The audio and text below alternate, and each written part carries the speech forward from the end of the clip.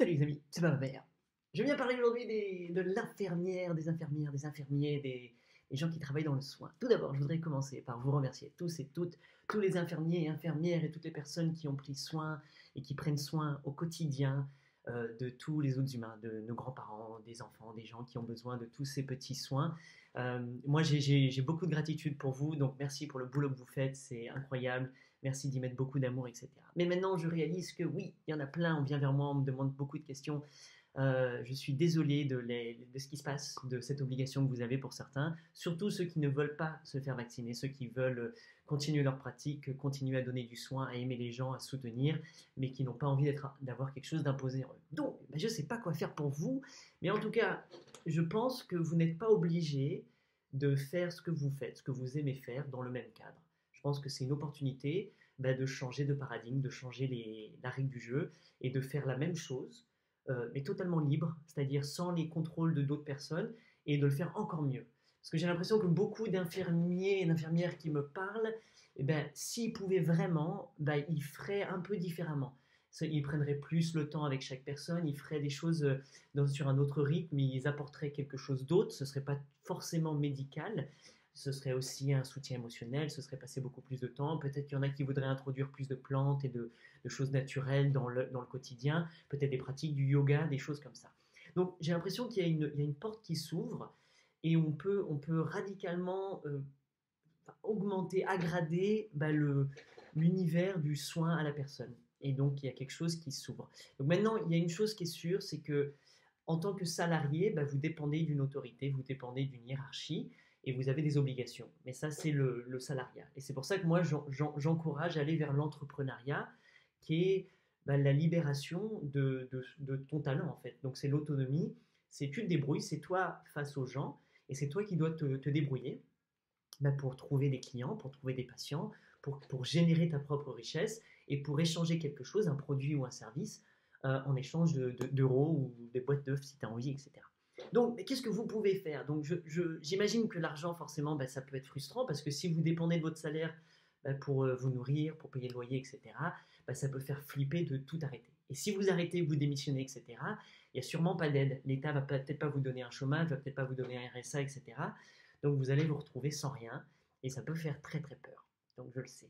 Donc, ce que je vous dirais dans ce cas-là, c'est d'abord de mettre les mains sur votre cœur, prendre une grande respiration et de se dire déjà tout va bien aller. Vous avez pris soin pendant très longtemps de plein de personnes et j'ai l'impression que l'univers, le monde, les gens vont prendre soin de vous en retour. Mais, ça reste, si ça reste en vous, ce besoin d'aider, de contribuer, de soigner, de soulager, d'aimer, d'assister, vous pouvez quand même le faire. Donc il y a plein d'autres façons de le faire. Vous pouvez devenir indépendant et trouver des personnes qui ont besoin ou qui ont envie de recevoir votre façon de le faire. Donc ça peut être une micro-entreprise, vous pouvez créer une société, vous pouvez vous rassembler en coopération, en coop, je ne sais pas comment ils appellent ça. Mais je pense que c'est plus facile de trouver des patients, de trouver des gens qui ont besoin de votre aide, que de trouver des patrons qui vous donnent toute la liberté. Donc c'est un pari, c'est difficile parce qu'il faut se lancer, ça fait peur, ça fait flipper. Mais si vous y allez avec le cœur, je pense que ça va marcher. Et là, vous pouvez vraiment être dans l'écoute, dans la patience, dans la créativité. C'est là où vous pouvez créer d'autres choses différentes. Et je pense que le monde aujourd'hui a besoin de ça. Donc, comment faire la transition? Parce qu'a priori, ça paraît urgent. Il y en a qui me disent, oui, mais en septembre, c'est fini. Bougez-vous, commencez à solliciter, allez frapper aux portes, allez demander, allez voir les gens qui ont besoin de soutien et proposer un échange, proposer une formule, proposer une série. Ça peut être un accompagnement au mois. Donc, ça peut être un forfait au mois pour lesquels vous venez X fois par semaine les voir. Ça peut être aussi comment on appelle ça, télétravail. Donc, vous pouvez aussi assister des gens par téléphone, même sans être physiquement présent. C'est possible d'appeler aussi, ça peut être aussi une écoute attentive, une écoute empathique dont les personnes ont besoin, ou ça peut être aussi tout simplement accompagner les enfants, donc même si c'est des grands enfants, donc des adultes, pour qui leurs parents sont en fin de vie ou leurs parents ont des situations difficiles et vous pouvez peut-être juste les accompagner. Donc il y a plein de nouveaux métiers à créer autour de ça et je pense qu'il y a un accompagnement radicalement différent à proposer au monde. Et je suis sûr, je suis persuadé que vous trouverez une façon de générer votre abondance. Donc d'avoir assez d'argent pour vivre ce que vous avez à vivre. Maintenant, moi, ce qui m'intéresse, et ça, je pense que ça, c'est quelque chose qu'on oublie souvent, ceux qui travaillent dans les infirmiers, etc. Je ne connais pas le terme technique, mais vous bossez dur, vous bossez beaucoup, beaucoup d'heures, vous enchaînez, etc. Et souvent, on vient me voir, on me dit, ouais, mais je suis crevé, moi, je rentre du boulot, mais je suis mort. Et je dis, c'est ironique, enfin, c'est enfin, pas super marrant, mais c'est ironique de passer sa journée à aider les autres au détriment de sa propre santé, au détriment de son propre temps libre, au détriment de sa propre créativité, au détriment de son propre épanouissement et peut-être du temps que tu pourrais passer avec ta famille, ton chéri, tes enfants, ton chien, tes amis, etc. Donc j'ai l'impression qu'il y a un équilibre à remettre en place pour toi, pour chacun de nous, entre oui, je vais servir les gens, je vais aider, je vais contribuer, je vais passer du temps à donner de ma personne, de mon amour, de mon temps, de mon savoir, de mon talent en échange d'euros, mais oui, je veux aussi rééquilibrer et passer aussi beaucoup de temps à profiter, à prendre soin de moi-même. Parce que les infirmiers sont souvent ceux qui prennent le moins soin d'eux-mêmes. Donc prenez soin de vous-même, rééquilibrez. Donc il y a peut-être cette course contre l'argent. Il faut gagner, gagner, gagner pour pouvoir vivre et maintenir un train de vie. Et moi, je pense qu'il est peut-être temps de rétrograder, de ralentir, de lever le pied et de dire peut-être que j'ai pas besoin de tout ça, peut-être que j'ai pas besoin de tous ces trucs-là. Et il n'y a plus besoin de courir. Et on peut ralentir. Donc certes, avoir moins de travail, moins de clients, moins de patients, moins de trucs, mais peut-être plus de temps libéré pour d'autres choses. Et effectivement, juste de méditer, de passer du temps pour toi, d'aller jardiner, d'aller peindre, d'aller faire toutes ces choses-là, ça peut être fascinant. Et pourquoi pas, moi ma solution, ce serait au lieu d'avoir qu'une seule rentrée, une source de rentrée d'argent, donc de gagner 100% de son argent par le côté du soin aux autres, de proposer d'autres choses, d'autres petits services, d'autres petits produits sur lesquels qui vont pouvoir compenser, qui vont pouvoir faire revenir de l'argent. Pourquoi pas faire des tisanes, pourquoi pas faire des massages, pourquoi pas faire des animations enfants, pourquoi pas faire des stages de découverte, pourquoi pas, tu vois, il y a plein de choses, pourquoi pas faire des peintures, enfin ce que tu veux, mais libérer du temps pour t'exprimer, pour vraiment autoriser ton cœur, ta créativité, ton talent à s'exprimer.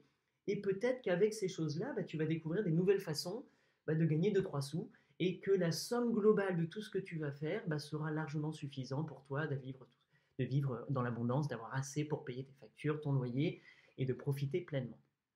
Euh, Plus vous le faites, plus vous vous libérez de ça, plus vous allez peut-être rencontrer des nouveaux patients. Et ces nouveaux patients qui seront prêts à payer pour votre service, parce que c'est possible que ce soit plus remboursé. Parce que là maintenant, ça devient de l'entrepreneuriat, donc c'est de eux à vous. Mais il y a aussi plein d'autres façons d'échanger. C'est pas forcé que ce soit en euros directement et qu'ils doivent payer chaque consultation, chaque session, etc. Je vous dis, il y a différentes façons de faire des forfaits. Il y a différentes façons d'échanger. Il y a plein de papiers de mamie qui ont des super potagers avec qui vous pouvez très facilement échanger. Et il y a plein d'autres choses. Et je pense que l'échange de services, aujourd'hui, il y a plein d'alternatives à l'euro, même s'il est important. Moi, je suis toujours pour gagner une partie de ma vie en euros, mais il y a plein d'autres choses au même moment.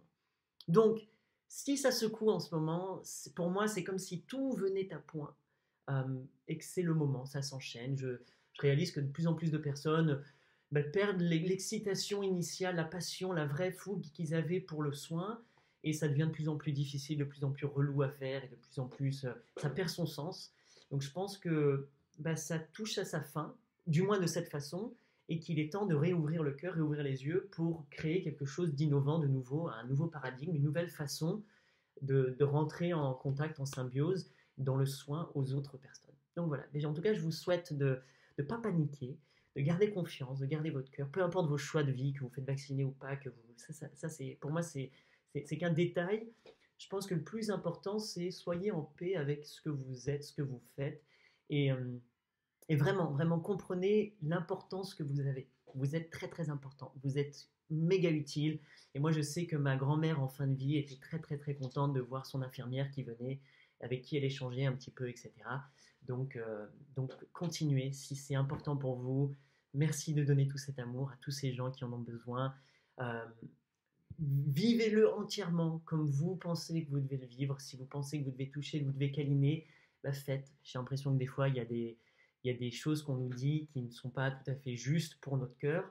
Donc même si c'est la loi ou que c'est les recommandations d'un groupe supérieur à nous, moi je pense que mon cœur est amplement suffisant pour me guider, me laisser guider, et je vais faire ça. Donc voilà, j'espère que ça peut vous aider. Si vraiment vous êtes en panique et que vous bloquez. Je veux bien vous aider, vous aiguiller. Il y a plein d'autres métiers, plein d'autres façons de gagner votre vie tout en vous exprimant, tout en partageant le meilleur de vous-même et en récupérant votre vie, une vie équilibrée, saine, pleine d'amour, pleine de joie, pleine d'entrain, pleine de beauté. Voilà, très belle vie à vous, très belle journée. Des bisous, ciao.